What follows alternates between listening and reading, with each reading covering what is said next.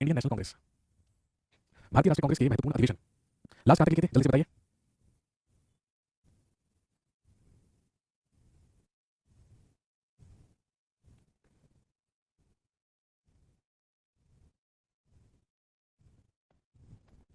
Important sessions of Indian national Congress, भारतीय राष्ट्रीय कांग्रेस के महत्वपूर्ण अधिवेशन, जिसमें हम लिख रहे थे कांग्रेस के होने वाले या हुए महत्वपूर्ण अधिवेशन के बारे में, जिसमें हम पहुंचे थे लास्ट 1925 तक, 1925 तक। और आप जानते हैं कि 1925 में कांग्रेस का वार्षिक अधिवेशन संपन्न हुआ कानपुर में, जिसकी अध्यक्षता श्रीमती सरोजिनी नायडू द्वारा की गई, जो कि कांग्रेस की प्रथम भारतीय महिला अध्यक्ष बनी। और इसी अधिवेशन के दौरान गाया गया गीत विजय विश्व तिरंगा प्यारा, ये मैंने कल आपको लिखवा दिया था। यहीं से हमें कंटिन्यू करना है, यहीं से हम आगे बढ़ेंगे।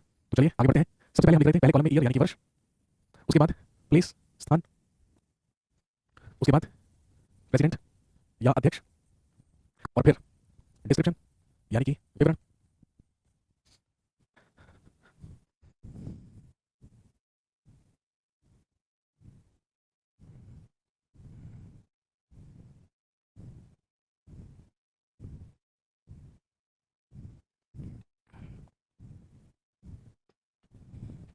नेक्स्ट अगला लिखेंगे 1926, अगला लिखेंगे 1926 में हुआ, लिखेंगे गुवाहाटी सेशन ऑफ कांग्रेस, कांग्रेस का गुवाहाटी अधिवेशन, गुवाहाटी सेशन ऑफ कांग्रेस, कांग्रेस का गुवाहाटी अधिवेशन, जिसकी अध्यक्षता श्रीनिवास अयंगर के द्वारा की गई। लिखेंगे ड्यूरिंग दैट सेशन, इसी अधिवेशन के दौरान, ड्यूरिंग दैट सेशन लिखेंगे wearing khadi made compulsory for members of Congress, Congress के सदस्यों के लिए खादी पहनना अनिवार्य कर दिया गया। लिखेंगे कांग्रेस के सदस्यों के लिए खादी पहनना अनिवार्य कर दिया गया।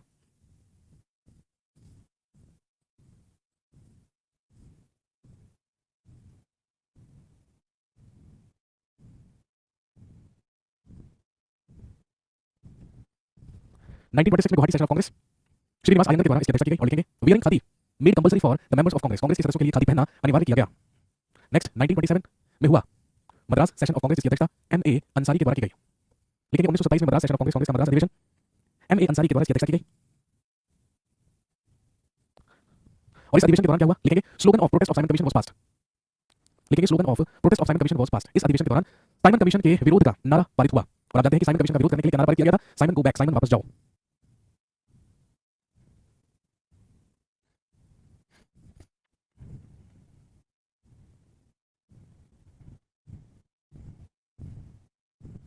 इसके बाद लिखेंगे 1928 कैलकाटा सेशन ऑफ कांग्रेस, जिसकी अध्यक्षता मोतीलाल नेहरू के द्वारा की गई।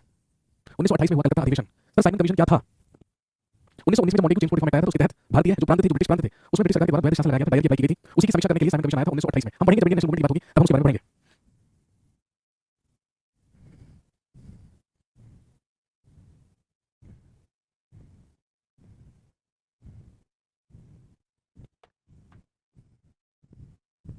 उन्नीस सौ अट्ठाईस कलकत्ता अधिवेशन, जिसकी अध्यक्षता मोतीलाल नेहरू के द्वारा की गई थी। सबसे पहला काम इस अधिवेशन में क्या हुआ, लिखेंगे foreign department of Congress was established, Congress के विदेश विभाग की स्थापना की गई।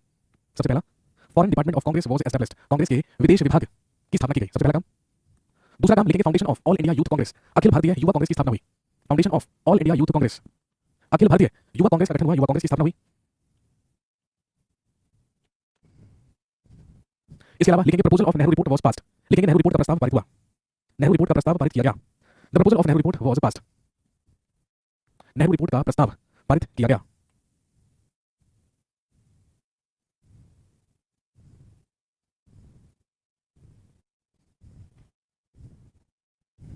इसके बाद अगला अधिवेशन 1929 में हुआ लाहौर में, ये कहलाता है लाहौर सेशन ऑफ कांग्रेस, कांग्रेस का लाहौर अधिवेशन। और ध्यान रखेंगे पहली बार कांग्रेस के अधिवेशन की अध्यक्षता पंडित जवाहरलाल नेहरू के द्वारा की गई। 1929 में हुआ लाहौर अधिवेशन या लाहौर सेशन।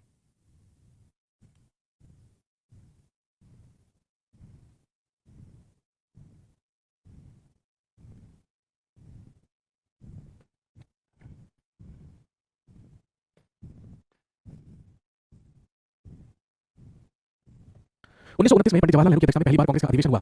ये अधिवेशन संपन्न हुआ लाहौर में। और आप जानते हैं इसी लाहौर अधिवेशन में कुछ ऐतिहासिक काम भी हुए थे, जैसे सबसे पहला लिखेंगे total independence became the aim of national movement, लिखेंगे पूर्ण स्वराज को राष्ट्रीय आंदोलन का लक्ष्य बनाया गया। Total independence became, total independence became the aim of national movement, राष्ट्रीय आंदोलन का लक्ष्य पूर्ण स्वराज निर्धारित किया गया। इसके अलावा ध्यान रखेंगे 26 जनवरी 1930 को कांग्रेस के द्वारा पहली बार स्वाधीनता दिवस मनाने का निर्णय किया गया। और आप जानते होंगे हर साल 26 जनवरी को कांग्रेस स्वाधीनता दिवस या स्वतंत्रता दिवस मनाया करती थी।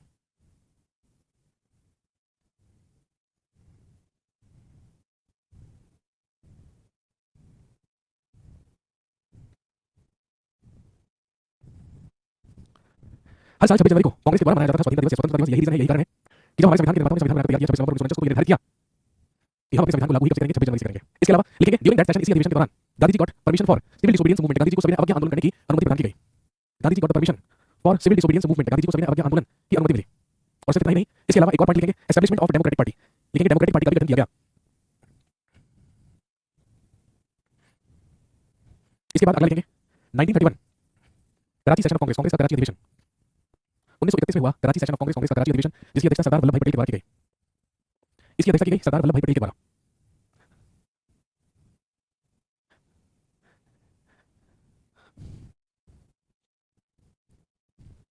दो महत्वपूर्ण काम कराची अधिवेशन या कराची सेशन में हुए।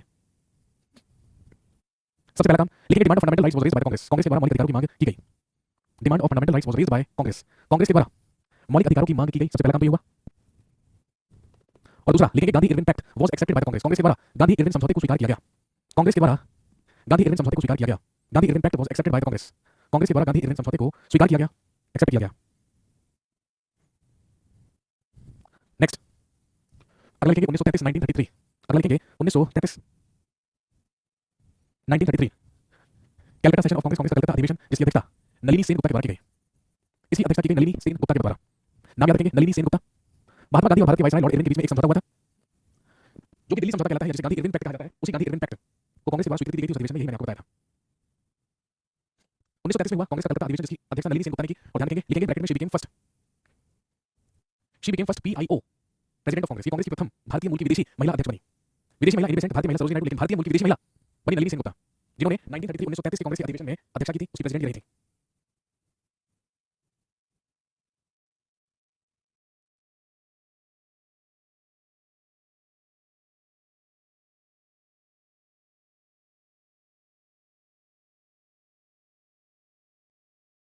भारतीय मूल की महिला अध्यक्ष बनी नलिनी सेन गुप्ता। दो महत्वपूर्ण काम हुए। सबसे पहला महत्वपूर्ण काम लिखेंगे, हरिजन सेवक संघ की स्थापना और हरिजन पत्रिका का प्रकाशन गांधी जी के द्वारा 1933 में ही किया गया। Harijan Sevak Sangh and Harijan magazine या हरिजन पत्रिका शुरू की गई। Next 1934 Bombay session of Congress, Congress का बॉम्बे अधिवेशन, जिसकी अध्यक्षता कर रहे थे डॉक्टर राजेंद्र प्रसाद। लिखेंगे ड्यूरिंग दैट सेशन, इसी अधिवेशन के दौरान, ड्यूरिंग दैट सेशन या इसी अधिवेशन के दौरान लिखेंगे, Congress Samajwadi party was established. इसी अधिवेशन के दौरान कांग्रेस समाजवादी पार्टी की स्थापना हुई।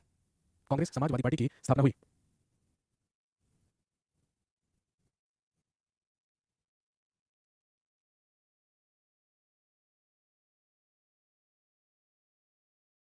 इसके बाद 1936 लखनऊ सेशन ऑफ कांग्रेस। इसके बाद 1936 में हुआ कांग्रेस का लखनऊ अधिवेशन या लखनऊ सेशन ऑफ कांग्रेस, जिसकी अध्यक्षता पंडित जवाहरलाल नेहरू के द्वारा की गई। इसकी अध्यक्षता की गई पंडित जवाहरलाल नेहरू के द्वारा। और लिखेंगे, during that session socialism, during that session socialism became the aim of a national movement. लिखेंगे, समाजवाद को राष्ट्रीय आंदोलन का लक्ष्य निर्धारित किया गया। समाजवाद को राष्ट्रीय आंदोलन का लक्ष्य निर्धारित किया गया। Socialism became the aim of national movement. समाजवाद को राष्ट्रीय आंदोलन का लक्ष्य निर्धारित किया गया।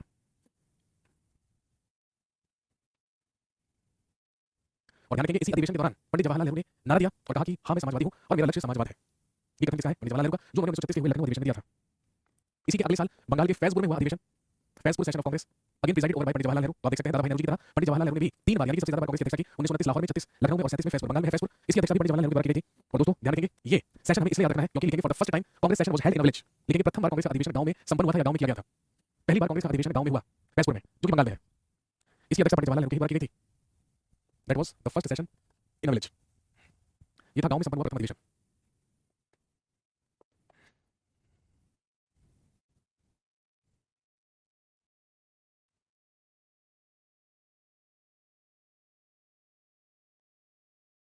नेक्स्ट 1938 लिखिए, हरिपुरा सेशन ऑफ कांग्रेस, कांग्रेस का हरिपुरा अधिवेशन।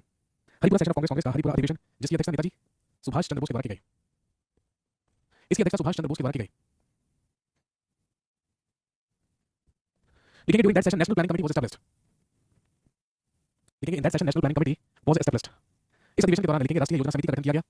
इस अधिवेशन के दौरान राष्ट्रीय योजना समिति का गठन किया गया, नेशनल प्लानिंग कमेटी। लिखेंगे, विच हैड 15 मेंबर्स, जिसमें 15 सदस्य थे।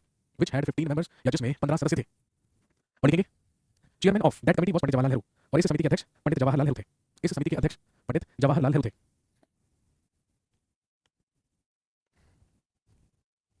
Next 1939 Tripuri session of Congress, Congress का त्रिपुरी अधिवेशन, जिसकी अध्यक्षता एक बार फिर से सुभाष चंद्र बोस के द्वारा की गई। और ध्यान रखेंगे, he became first elected president of Congress.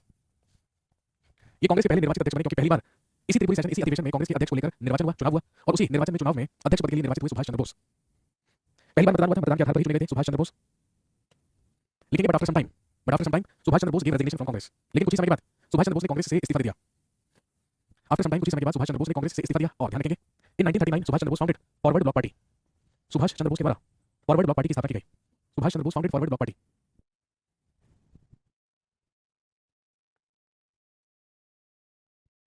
और जब सुभाष चंद्र बोस के द्वारा इस्तीफा दिया गया, त्यागपत्र दिया गया, तो ध्यान रखेंगे सुभाष चंद्र बोस के स्थान पर कांग्रेस के अगले प्रेसिडेंट बना दिए गए डॉक्टर राजेंद्र प्रसाद।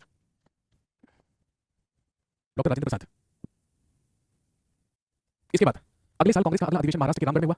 लिखेंगे 1940 रामगढ़ सेशन ऑफ कांग्रेस, महाराष्ट्र में रामगढ़, जिसकी अध्यक्षता मौलाना अबुल कलाम आजाद के द्वारा की गई। मौलाना आजाद इसके अध्यक्ष थे 1940 में 1940 में 1940 में कांग्रेस का वार्षिक अधिवेशन संपन्न हुआ महाराष्ट्र के रामगढ़ में, जो कहलाता है रामगढ़ सेशन ऑफ कांग्रेस। क्या महत्वपूर्ण काम इस अधिवेशन के दौरान हुआ? लिखेंगे Maulana Azad prepared the proposal draft of quit India movement. लिखेंगे मौलाना आजाद के ही द्वारा भारत छोड़ो आंदोलन के प्रस्ताव का प्रारूप तैयार किया गया।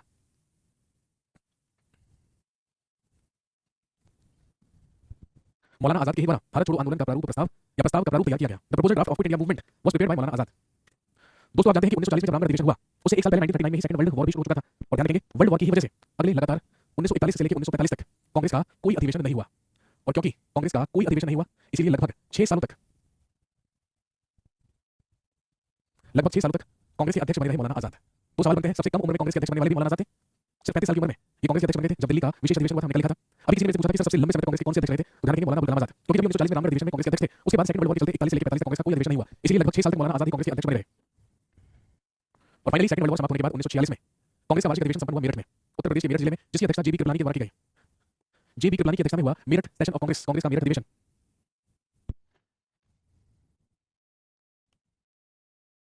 तो ध्यान रखेंगे सबसे महत्वपूर्ण सवाल बनता है कि जब 15 अगस्त 1947 को भारत को आजादी मिली उस समय कांग्रेस के अध्यक्ष कौन थे? जेबी कृपलानी। ध्यान रहेगा जेबी कृपलानी की ही अध्यक्षता में भारत को आजादी मिली थी, लेकिन नवंबर 1947 में ही रिजाइन नवंबर 1947 में इनके द्वारा रिजाइन कर दिया गया। और इनके रिजाइन करने के बाद फिर से एक बार डॉक्टर राजेंद्र प्रसाद को कांग्रेस अध्यक्ष बना दिया गया।